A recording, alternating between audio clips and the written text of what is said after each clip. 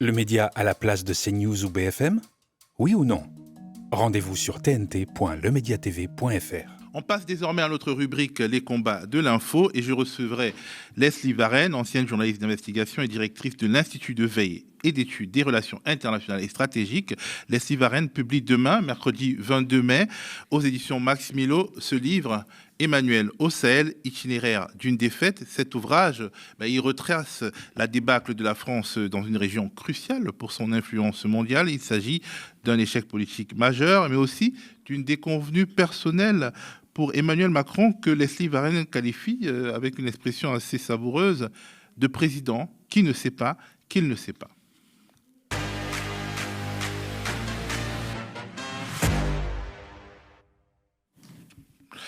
Alors, si l'on en croit l'exécutif et malheureusement un grand nombre de journalistes et d'analystes au Sahel, la débâcle française, de journalistes et d'analystes en France, la débâcle française au Sahel, d'où les militaires hexagonaux ont été littéralement chassés une décennie après avoir été accueillis comme des sauveurs au Mali, eh bien, cette faillite est le fait des manipulations russes et chinoises. Bref, des méchants qui manipule avec succès nos braves Africains.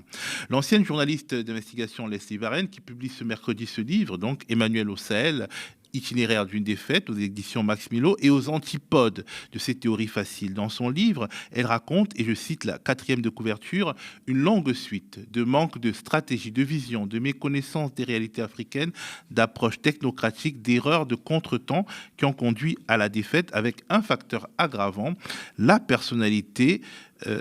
Et ce facteur aggravant relie ce dossier international à l'actualité française. Ce facteur aggravant, c'est la personnalité particulière d'Emmanuel Macron. Salut Leslie Varenne. Bonjour Théophile. Alors je voudrais qu'on commence à évoquer ton livre, parce que je vais te tutoyer puisqu'on se tutoie dans la vie. Un peu par le petit bout de la lorgnette, mais qui est quand même très important quand on parle de politique et surtout de politique internationale, la personnalité d'Emmanuel Macron. De nombreux zappings ont déjà illustré sa suffisance à propos des gens qui ne sont rien en France, mais disons que vis-à-vis de ses pairs africains et de l'Afrique en général, il ne fait pas non plus dans la dentelle. Un des instants qui restera gravé dans les annales, c'est sa prestation, on va dire, aux côtés de celui qui était alors le président du Burkina Faso, lors d'une conférence commune à l'université de Ouagadougou.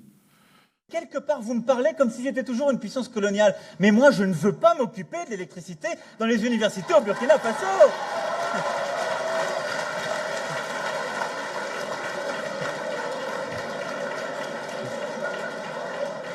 C'est le travail du président. Alors par contre, je vous rassure, du coup, il s'en va, reste là.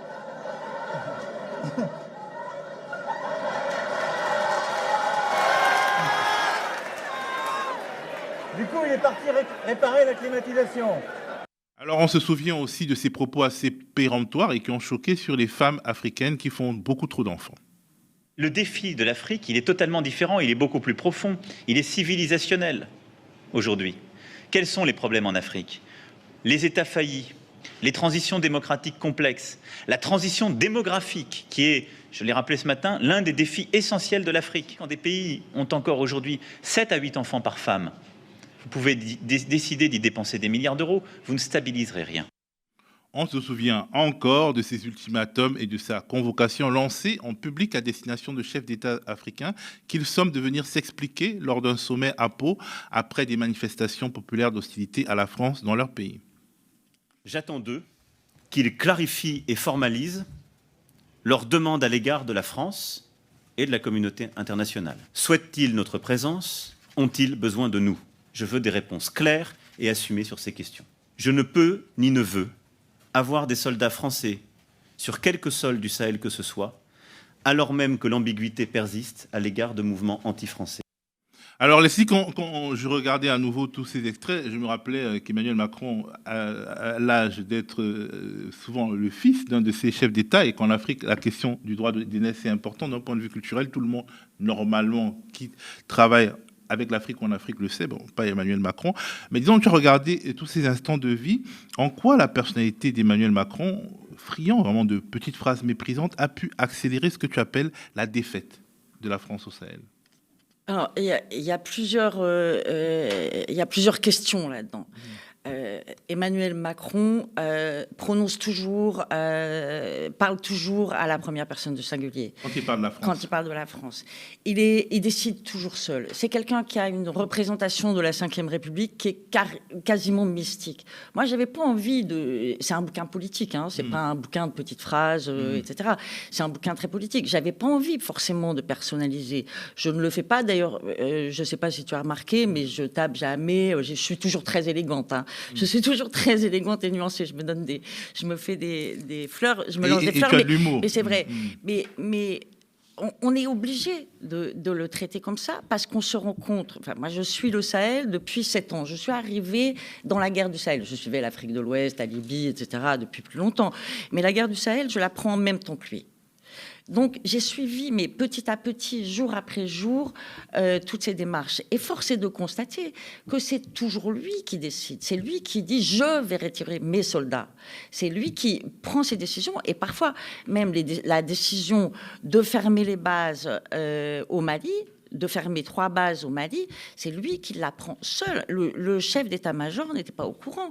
Tous ses autres partenaires n'étaient pas au courant. Les autres partenaires, l'Europe, les États-Unis et les premiers partenaires qui étaient les partenaires maliens, ils n'étaient pas au courant non plus. Il prend ses décisions seul. Donc on est obligé de personnaliser, même quand on ne veut pas personnaliser. Eh bien justement, c'était déjà un petit désavantage qu'un président né en 1977 arrive. Bon, aujourd'hui, parallèlement, le leadership en Afrique de l'Ouest s'est beaucoup rajeuni, mais au début, il y avait les Ibrahim Boubacar Keïta, les Alpha Condé, les Mahamadou Issoufou, des corons, comme on dit en Afrique de l'Ouest, et Emmanuel Macron, par exemple, qui, lors d'un sommet de l'OTAN, dit « Allez, venez me voir à Pau parce que ça suffit les conneries », forcément, ça ne pouvait pas fonctionner. Alors, il faut quand même, la convocation de Pau, il faut le dire, je le dis dans le bouquin d'ailleurs, la convocation de Pau, c'est l'instant où tout a basculé. Parce que ça, c'est quelque chose qui n'a pas été accepté ni par les chefs d'État, ni par les populations, que ce soit les élites ou que ce soit au marché. Vraiment, personne n'a accepté la convocation de Pau. Et quand les dirigeants ont été obligés de s'y rendre, ça a été vécu comme une humiliation.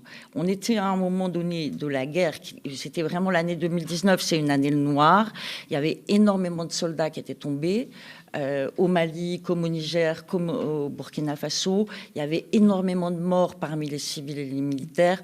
Voir ces présidents africains aller à Pau, se rendre à Pau et se faire gronder à Pau, ça n'est pas passé. Et à ce moment-là, Emmanuel Macron, en faisant ça, en les obligeant à se rendre à Pau, il détruit leur légitimité au moment le plus difficile de leur histoire.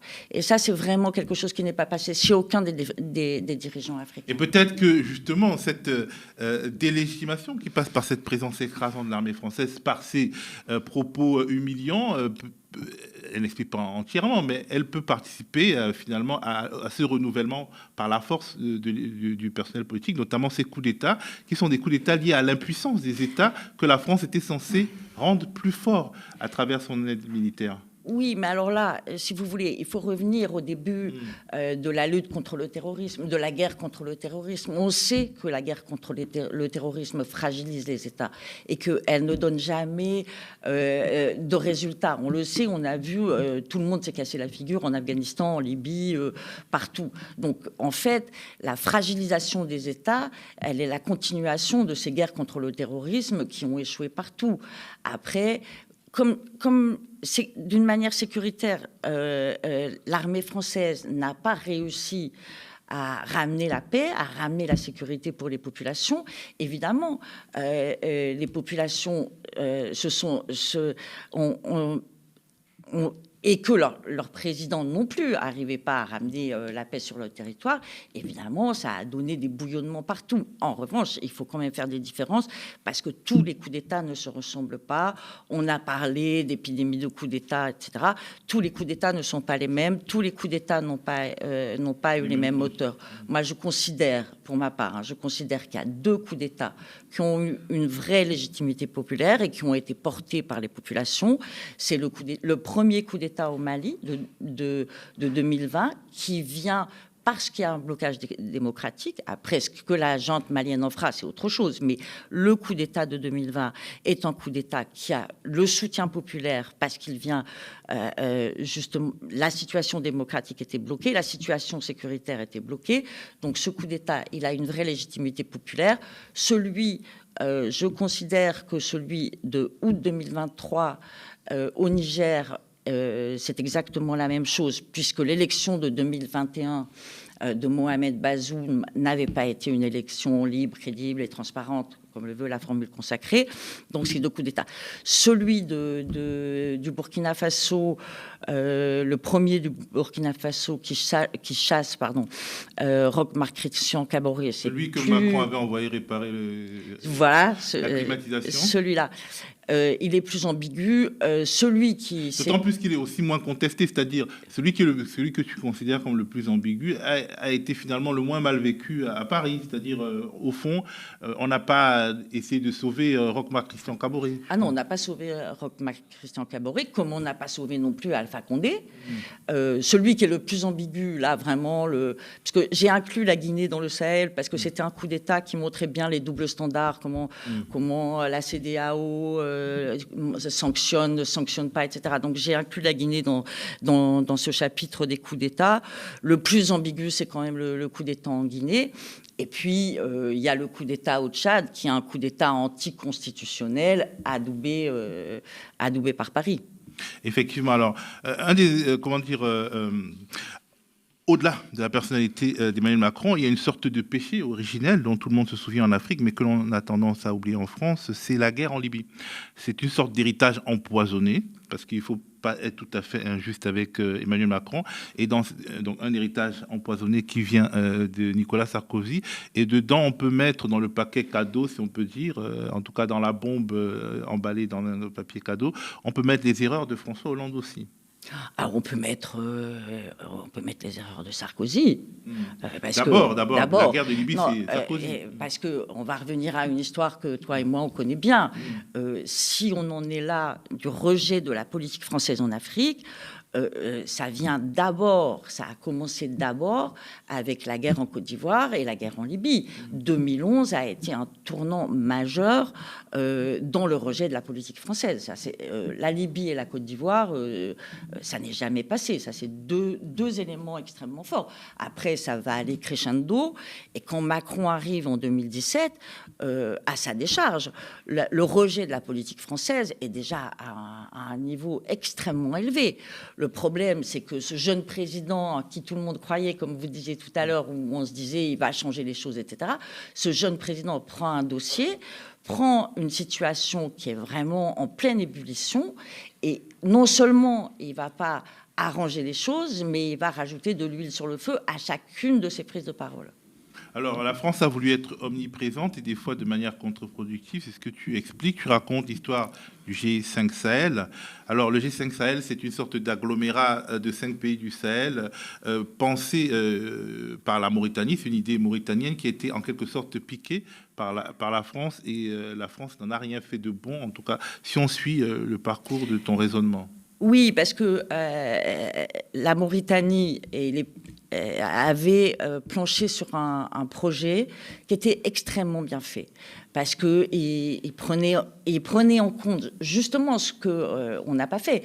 Il prenait en compte toutes les particularités, tous les problèmes, éleveurs, agriculteurs, zones de non-droit, etc.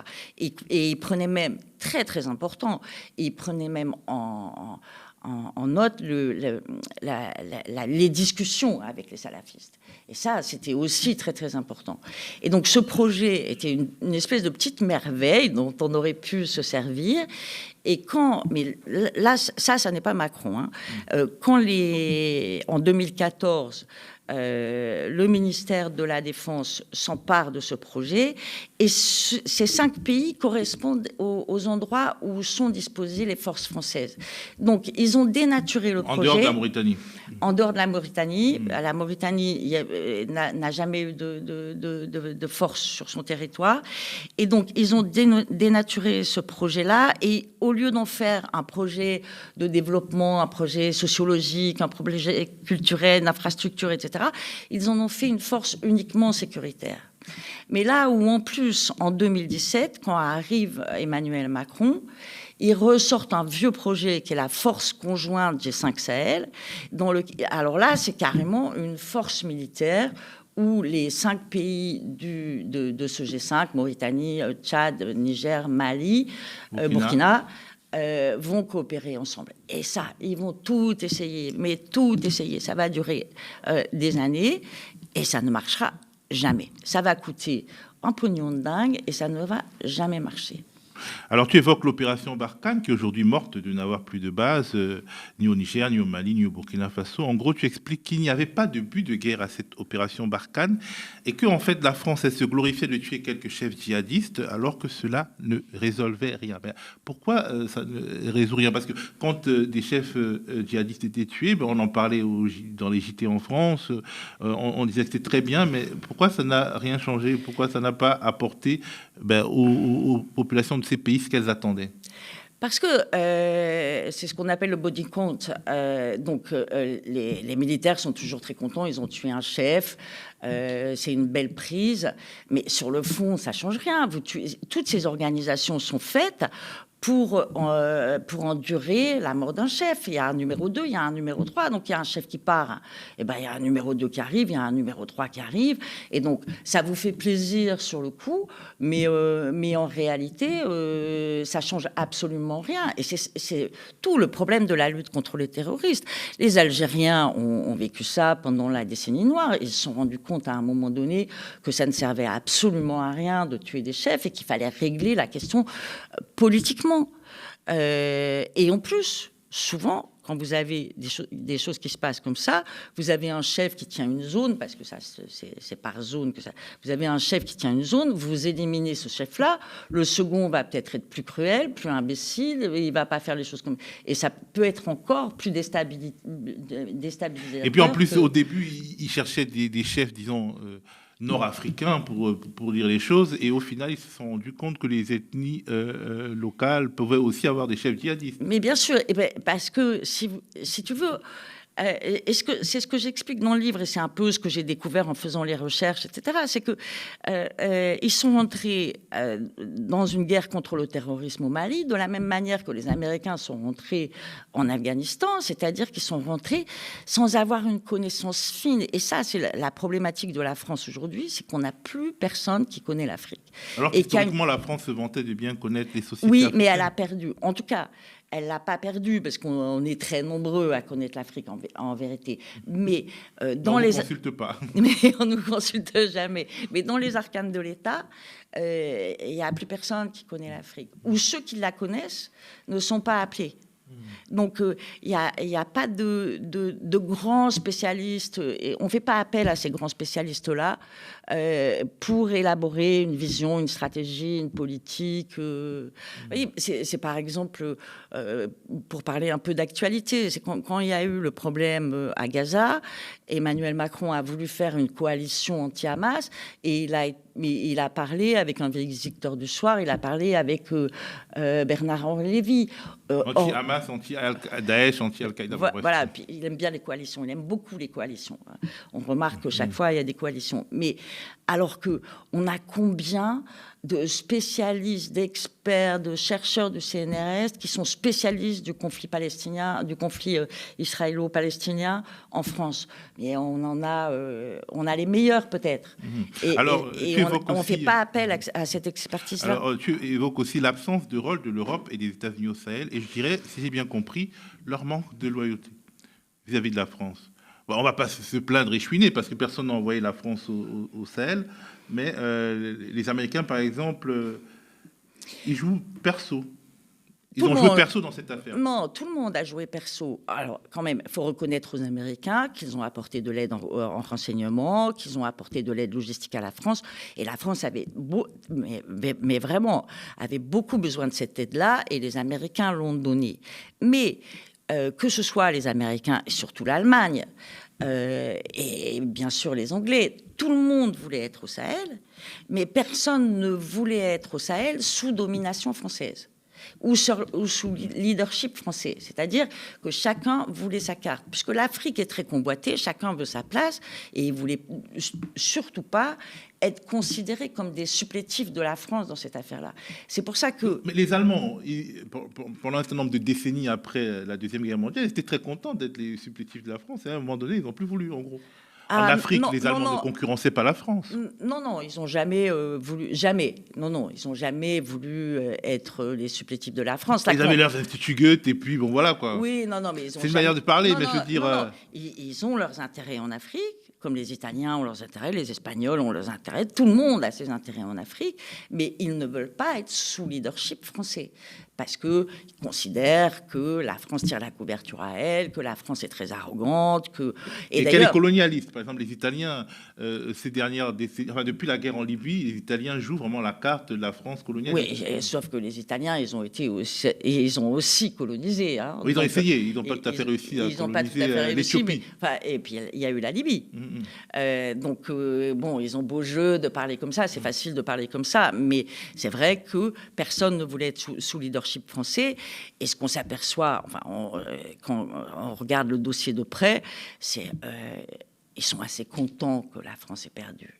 En vérité, cette France arrogante qui prend toute la place, qui est trop puissante, qui se considère encore comme une puissance, elle est en train de se réduire comme peau de chagrin, et ça leur fait vraiment plaisir. Hein. Il y a une sorte de jubilation, puisque cette France qui donne des leçons à tout le monde, cette France qui prend trop de place, tout d'un coup, elle revient à un rôle d'un État européen comme un autre. Et ça, c'est assez... ils en sont assez contents. Hein. Alors, le titre d'un de tes chapitres, c'est « La diplomatie du mégaphone et l'arrivée de l'ours russe, bien entendu. » Et tu racontes qu'en fait, et ça, je vais citer, parce que c'est une phrase qui me semble intéressante, très intéressante, puisque... toutes les autres sont intéressantes. Le paradoxe de la diabolisation de l'ours consiste à lui prêter des plans machiavéliques où il aurait toujours 10 coups d'avance alors qu'il se contente de saisir les opportunités. Je trouve que c'est bien dit parce que justement, on fait peut-être de la Russie un adversaire plus gros qu'elle ne l'est, alors que rusée et tacticienne, elle se faufile dans les interstices. Oui, parce que alors moi j'ai regardé de très près comment la Russie est arrivée en Afrique. Hein. Elle est revenue en Afrique en 2016. Elle est revenue après avoir gagné en Libye, en Syrie, pardon. Et elle a commencé à revenir en Libye. Et après, on n'arrivait pas à trouver de stratégie ni sectorielle, ni géographique, ni rien. Elle est rentrée par là où elle pouvait rentrer partout. Et en 2018, elle avait déjà vraiment avancé très vite. Hein.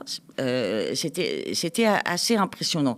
Mais sur le Sahel, elle n'avait aucune envie d'y aller. Surtout au moment où elle rentre au Sahel, les négociations doivent commencer à l'été 2021, mais les premiers soldats de Wagner arrivent en décembre 2021. Décembre 2021, la guerre en Ukraine, c'est février 2022. Au moment où ils arrivent, ils n'avaient aucune intention, mais vraiment aucune intention, de jouer un rôle au Sahel. Ils n'avaient aucune intention de rentrer dans le bourbier sahélien. Et tout ça s'est fait un peu par hasard, avec un contrat commercial entre une société militaire privée qui est Wagner et la junte malienne. Et en fait, c'est le fait que il y a eu un tel tollé face à l'arrivée de ces mercenaires-là que la Russie a été obligée de s'engager un peu plus, et puis que maintenant, elle y a pris goût, hein, manifestement. Elle y a pris goût, mais je peux te dire que au Mali, c'est très compliqué pour elle. Hein. Elle n'a pas du tout une partie facile. Hein. Au Burkina Faso et au Niger, ça se passe plutôt bien parce que c'est la nouvelle entité Africa Corps qui est arrivée. Ils ne combattent pas avec les armées nationales, ils se contentent de faire du renseignement. On ne sait pas trop ce qu'ils font, mais ça se passe plutôt bien. Au Mali, avec Wagner, ça se passe très très mal. Ils font énormément d'exactions. Les Maliens commencent à vraiment être très très mécontents contre la Russie. La junte malienne est extrêmement difficile à gérer. Elle se fâche avec les alliés de la Russie. Enfin, c'est extrêmement compliqué. notamment l'Algérie. Et donc, c'est extrêmement compliqué pour la Russie en ce moment au Mali. En gros, la Russie n'est pas, je veux dire, le monstre de perfidie et d'efficacité, c'est juste l'illustration des incapacités françaises. Elle est rentrée dans les failles, parce que les ingérences, elles peuvent toujours se passer lorsqu'il y a des failles. Elle est rentrée dans des failles, et là, franchement, même cette faille-là, je ne suis pas sûre qu'elle avait envie d'y aller, parce que ce qu'il faut savoir aussi, c'est que Prigojine, c'est une société militaire privée qui avait certes des liens avec Poutine, mais qui n'avait aucun lien avec l'armée russe, puisque Prigojine et Poutine étaient fâchés depuis 2018. Donc l'armée russe n'avait aucune envie de rentrer dans le bourbier sahélien. Après, c'est des histoires de business, c'est autre chose. Mais maintenant, avec la guerre en Ukraine, peut-être que c'est dans l'intérêt de la Russie.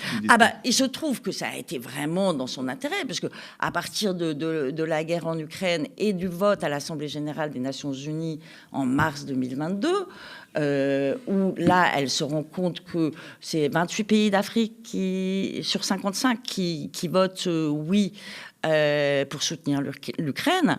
Et là, elle se rend compte qu'elle n'est pas isolée en Afrique. Ça a été un séisme pour les Occidentaux, ce vote. Alors, dernière question. En quoi cette histoire sahélienne nous informe-t-elle sur le fonctionnement de l'État français et sur ses dysfonctionnements, y compris dans des domaines complètement différents, c'est-à-dire hors Sahel, hors Afrique? Ce qui s'est passé, l'histoire du Sahel, de cette perte d'influence, de cette défaite en race campagne, qu'est-ce qu'elle nous dit de la France et de la manière dont ses gouvernants gouvernent? Elle dit de la France que la Ve République n'est tout dépend. La Ve République peut très bien être encore utile et judicieuse aujourd'hui, mais quand on a un président qui décide tout seul et surtout pratiquement, la Ve République donne peut-être trop de prérogatives à ce chef d'État, parce que ce qu'on voit aujourd'hui, c'est que le Quai d'Orsay a été complètement évacué de cette histoire, et que un homme seul ne peut pas décider de tout. Et je pense que un homme seul ne peut pas savoir tout sur tout. Et moi, ce qui me frappe, surtout quand il ne sait pas qu'il ne sait pas. Surtout quand il ne sait pas qu'il ne sait pas. Mais moi, ce qui me frappe, quand je regarde les actualités, y compris tout à l'heure dans votre journal, vous parliez de la Nouvelle-Calédonie, mais on voit comment se passe la Nouvelle-Calédonie. C'est exactement ce qui s'est passé au Sahel. C'est exactement la même grille de lecture. Je retrouve les mêmes choses. On accuse l'Azerbaïdjan. Non, c'est pas ça. C'est on ne prend pas, on décide à marche forcée, et on ne prend pas en compte les spécificités, les complexités d'une situation. La Nouvelle-Calédonie partage avec le Mali une histoire complexe. Ces pays sont de la dentelle. C'est vraiment, il faut manier ça avec précaution. On ne peut pas ne gérer ça que par des solutions sécuritaires et autoritaires. On n'avait pas besoin d'envoyer des militaires en plus, on avait besoin d'envoyer une armée de diplomates en plus, pour renouer les liens, pour reconstruire, pour voir pour comprendre tout ce qui n'avait pas marché et les bêtises qui avaient été faites. Or là, on fait en Nouvelle-Calédonie ce qu'on a fait au Mali, ce qu'on a fait au Niger. C'est-à-dire qu'au Niger, il y a un coup d'État qui ne nous plaît pas, tout d'un coup, on veut faire la guerre et on veut y aller par la force, alors qu'il fallait négocier. C'est sur toutes ces questions-là, Emmanuel Macron n'apporte que des questions sécuritaires, alors qu'il faudrait apporter des trésors de diplomatie. Merci beaucoup, Leslie Varenne. Je rappelle que tu es directrice de l'Institut de veille et d'études des relations internationales et stratégiques et autrice de ce tout nouvel essai passionnant paru aux éditions Max Milo, Emmanuel au Sahel.